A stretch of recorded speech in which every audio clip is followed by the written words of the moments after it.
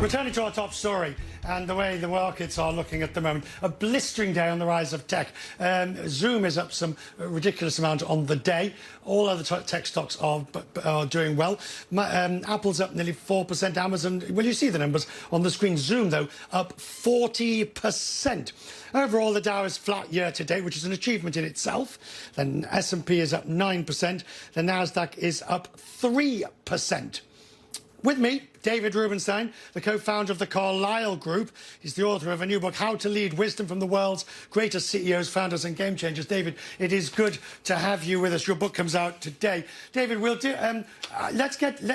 reverse the normal way. Normally we would do the book and then talk the markets. Let's get the markets out of the way now in terms of what you think is and we've got plenty of time for our talk, what you think is the underlying drive that continues to propel markets when, frankly, economics, raw economics, wouldn't justify it.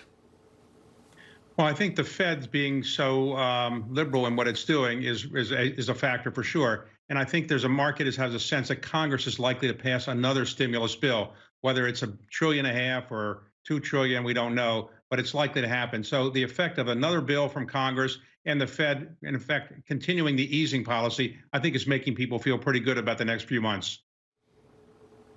Do you find it, I was going to say perverse or maybe obscene, I don't know which adjective, I'll leave you to offer up your own, that you have a market that is creating much wealth for relatively few people at a time when economies are creating great poverty worldwide for many people?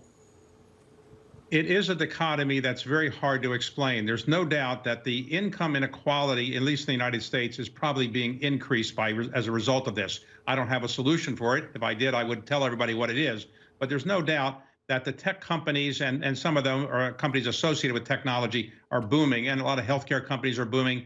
And the real economy, though, is having some real problems. You just talked earlier about the airline industry, but the hotel industry, the cruise industry, the restaurant industry, the movie industry, the sports industry, they're all suffering.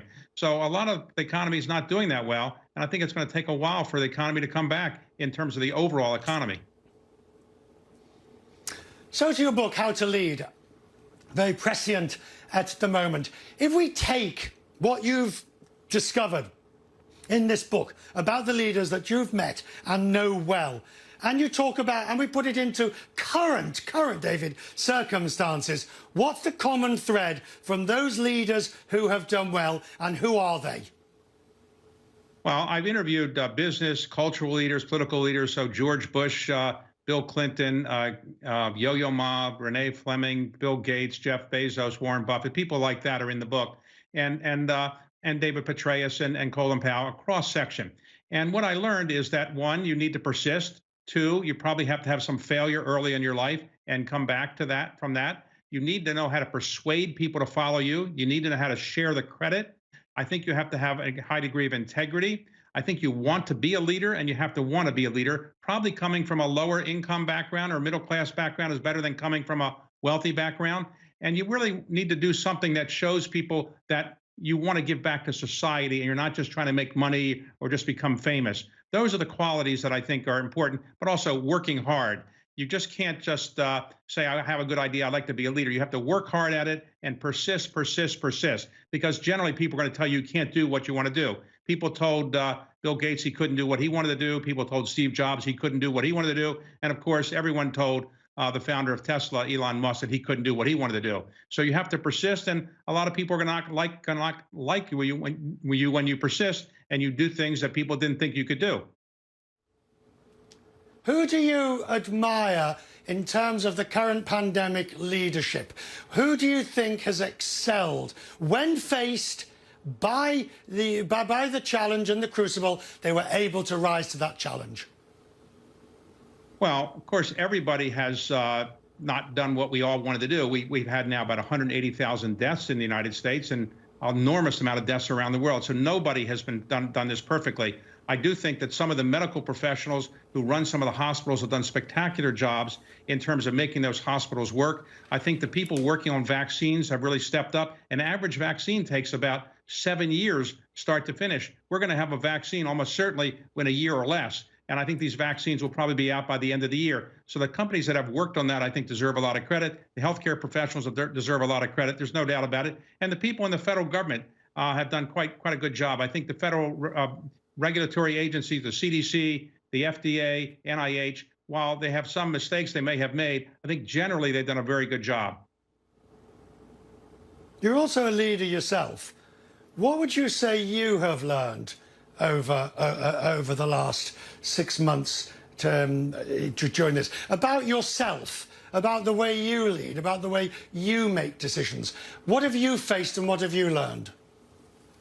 Well, I guess I faced my own mortality because I'm now 71 years old. And when you get to be 71 years old, every day is a blessing in many respects, because the average person when I was born probably didn't live quite this long. And the average person at the year 1900 only lived the average of 49 years. Now, probably the person born today probably lives the average of 82. But when you get to be 71, you realize that something bad can happen. Though if you have a good medical system, you probably can get it fixed and maybe live a little bit longer. But with COVID, I realized that if something happened to me and I got it, given the fact that I'm 71 and probably not the greatest physical specimen in the world, I could probably die in 1 or 2 weeks. And so I thought about my own mortality a bit and decided I would try to do much more to give away my money and to do much more in the healthcare area and to try to get my bucket list completed, because you never know how long you're going to live. So fortunately, I haven't gotten it yet, though members of my family did get it. And I'm hoping to not get it between now and the time a vaccine comes out. But I really probably learned more about my own mortality and the fact that I feel very lucky to have gotten this far in life and be successful, relatively speaking. But I also recognize that something bad could happen any day. David, it's good to have you, sir. I'm always grateful. Thank you very much indeed. Thank you. Good to have you on the programme. And keep well, sir. Yeah, I have to say, David, at 71, you're looking considerably fitter than myself. And I've seen you moving around. So you're doing something right. All right. Thank you. Thank you. David Rubenstein joining us.